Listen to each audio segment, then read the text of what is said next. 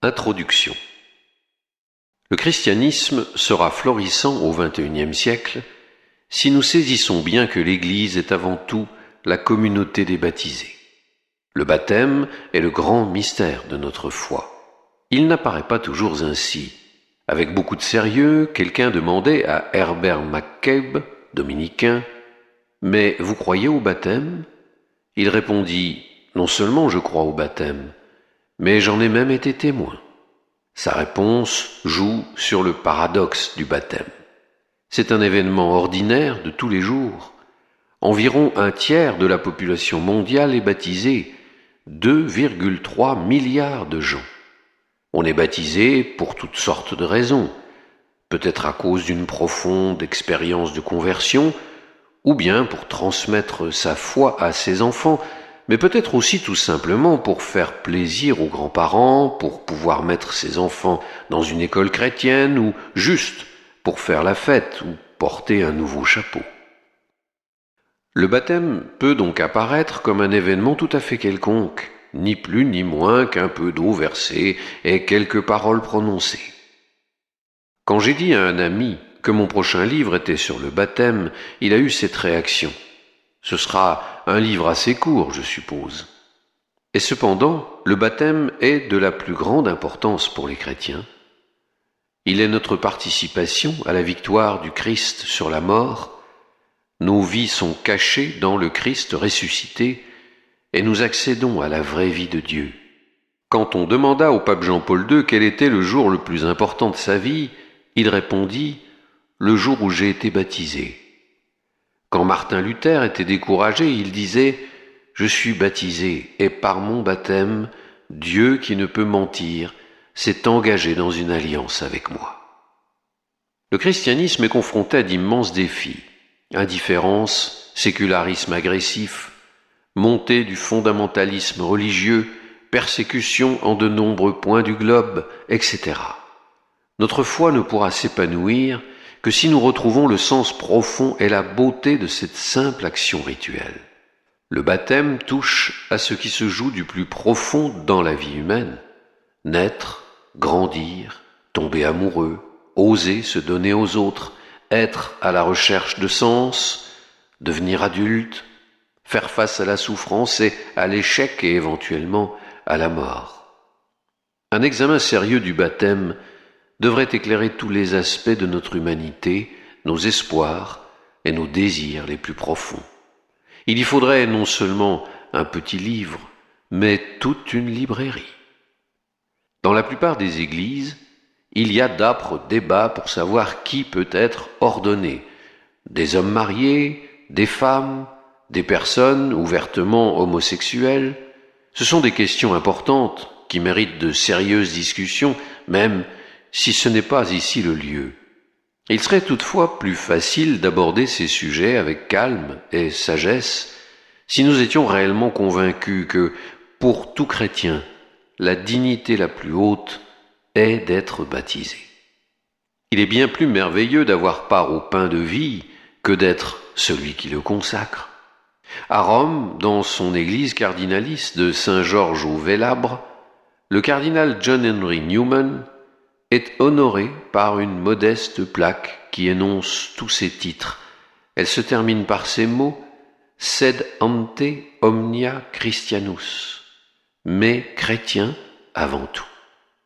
Être baptisé était pour lui plus important que d'être cardinal, ou même de sortir d'un collège d'Oxford. Le christianisme sera vigoureux quand tous les baptisés de Dieu seront affermis, reconnus dans leur vocation et qu'on donnera libre cours à leur créativité. Dans l'Église catholique, 4 des 6 grands patrons de l'Europe, Saint Benoît, Sainte Catherine de Sienne, Sainte Brigitte de Suède et Sainte Thérèse Bénédicte de la Croix, Edith Stein, ont contribué au renouveau de l'Église en ces temps de crise. Aucun d'eux n'était prêtre. Pour les premiers chrétiens dans l'Empire romain païen, la décision de demander le baptême était très importante. Elle transformait l'identité de quelqu'un. La plupart des premiers chrétiens devaient rompre avec leur famille et devenir étrangers à leurs contemporains et amis. Le baptême conduisait souvent à la mort. Cela se vérifie encore dans certaines parties du monde. Mais aujourd'hui en Occident, lorsque les ministres de la religion baptisent des bébés, il leur est permis de se demander si ceux-ci remettront jamais les pieds dans une église avant leurs funérailles et à quel événement ecclésial ils participeront activement. Pour beaucoup de gens, le baptême semble avoir bien peu d'importance. C'est peut-être parce que les vrais chrétiens, ceux qui comptent, semblent être les membres du clergé. Il serait injuste d'en rejeter la seule responsabilité sur des clercs avides de pouvoir, même si cela s'est toujours produit depuis que les apôtres se sont disputés pour savoir qui était le plus grand. Marc chapitre 9 verset 34. Mais si nous ne parvenons pas à donner sa pleine valeur au baptême, c'est tout autant parce que les médias perçoivent nos églises comme des ONG faisant campagne pour des valeurs politiques ou morales plutôt que comme des communautés à la vie débordante. Si l'on pense que les églises sont là pour choisir une ligne d'action ou réaliser un projet, alors bien sûr, ce sont les responsables qui comptent vraiment, comme dans un parti politique ou une entreprise. Mais au IIe siècle, saint Irénée de Lyon a prononcé cette phrase demeurée célèbre : « La gloire de Dieu, c'est l'homme vivant. » Si nous croyons cela, que peut-il y avoir de plus merveilleux que d'être baptisé, plongé dans la vie même de Dieu ? Être vivant, nous le verrons, c'est aussi bien sûr, pour des adultes ayant voix aux affaires de l'Église, prendre sa part de responsabilité. Mais il ne s'agit pas de cela quand on parle d'être chrétien. J'ai écrit un livre portant ce titre. Pourquoi donc être chrétien ? Il explore quelques-unes des qualités de la vie chrétienne qui devraient surprendre nos contemporains et leur permettre de se demander qui nous sommes. Une joie étrange, une liberté surprenante, de l'espérance, du courage, une manière de comprendre la sincérité, une paix profonde. J'ai essayé de ne pas me répéter. Ce livre a une approche assez différente et complémentaire. En tout sacrement se joue une histoire. J'ai développé ailleurs que l'Eucharistie est l'histoire de notre transformation par la foi, l'espérance et l'amour. C'est une action dramatique en 3 actes. L'histoire qui se joue dans le baptême m'apparaît moins clairement. Souvent, quand je baptise quelqu'un, j'ai du mal à me souvenir de ce qui vient ensuite.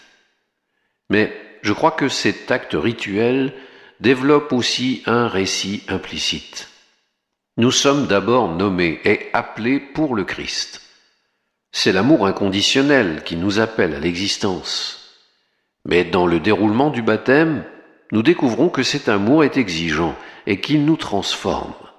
Nous sommes invités à porter attention au Seigneur qui nous appelle à partager la responsabilité les uns des autres et de la création, à délaisser tout égoïsme, à mourir et à partager la vraie vie du Dieu Trinité. Cet amour est exigeant précisément parce qu'il est vrai, et un véritable amour est toujours un amour qui transforme. Je ne vais pas essayer de faire une présentation systématique de la théologie du baptême. Il va plutôt s'agir de nous laisser toucher dans notre imaginaire par la grande aventure qui consiste à devenir vivant en Dieu. J'écris en tant que catholique, mais dans l'espoir que ce petit livre pourra aussi rendre service à des chrétiens d'autres confessions. Catholique signifie universel. Aussi, comme catholique, je me dois d'être ouvert à la vérité, d'où qu'elle vienne. On affirme souvent que la compétition entre nos églises est saine. Elle nous garde en éveil. Nous avons besoin d'affiner nos produits pour garder nos parts de marché. La raison pour laquelle les États-Unis ont une culture chrétienne si vivante est, explique-t-on, qu'aucune église n'a le monopole. Cette concurrence est illustrée par le duel bien connu, mais probablement fictif, entre les tableaux d'affichage de 2 églises attenantes, l'une catholique et l'autre presbytérienne. Les catholiques affichent tous les chiens vont au ciel. Les presbytériens affichent « Seuls les humains vont au ciel, lisez la Bible ». Les catholiques affichent « Dieu aime toutes ses créatures, y compris les chiens ». Les presbytériens affichent « Les chiens n'ont pas d'âme, ça ne se discute pas ».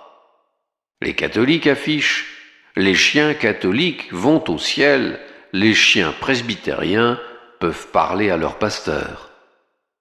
Les presbytériens affichent « La conversion au catholicisme ne donne pas comme par enchantement une âme à votre chien ». Et ainsi de suite. Naturellement, une certaine dose de concurrence est inévitable, et à juste titre, nous nous sentons loyaux envers notre propre Église, et nous ne voulons pas faire défection à notre camp. Il y avait un moine bénédictin qui avait une réputation de bon vivant. Un soir, il sort pour dîner et, un peu éméché, reprend sa voiture pour rentrer, col romain en évidence. Il est arrêté par un agent de police, bien disposé, qui lui dit « Vous voyez mon père, vous ne pouvez pas conduire dans cet état. Garez votre voiture et je vais vous reconduire chez vous. Où puis-je vous déposer ? Devant l'église baptiste, s'il vous plaît. » Mais le baptême est le sacrement de notre unité dans le Christ. Et dans un monde qui est de plus en plus déchiré par la violence et les conflits, notre unité s'impose plus que jamais. Je crois qu'il est inhérent à notre identité baptismale de désirer et de chercher à restaurer la pleine unité du corps du Christ.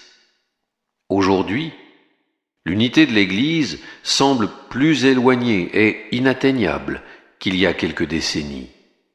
Mais par d'autres moyens, nous nous rapprochons les uns des autres, y compris dans notre compréhension du baptême. Maxwell A. Johnson, le spécialiste luthérien du baptême, a écrit que, je cite, « La seconde moitié du XXe siècle a été le témoin de ce qui ne s'était jamais vu en fait de changement, de restauration, de renouveau et de convergence œcuménique dans les rites de l'initiation chrétienne et leur interprétation dans différentes églises à travers le monde. Pour la première fois depuis des siècles, catholiques, orthodoxes et beaucoup de protestants célèbrent en grande partie le baptême et la confirmation de la même manière. Je vais suivre essentiellement le rite catholique pour le baptême des petits-enfants, mais, je l'espère, les chrétiens d'autres traditions vont s'y retrouver. Le mouvement de la réforme liturgique nous a rapprochés. Nous sommes revenus aux mêmes sources primitives. Nous sommes face à des défis similaires. Et ceux qui ne sont pas baptisés, notre société a valorisé l'esprit de compétition. On pourrait donc penser qu'une célébration de baptême implique un certain mépris des non-baptisés. Telle n'est pas du tout mon intention. Dieu n'est pas confiné dans les limites de l'Église.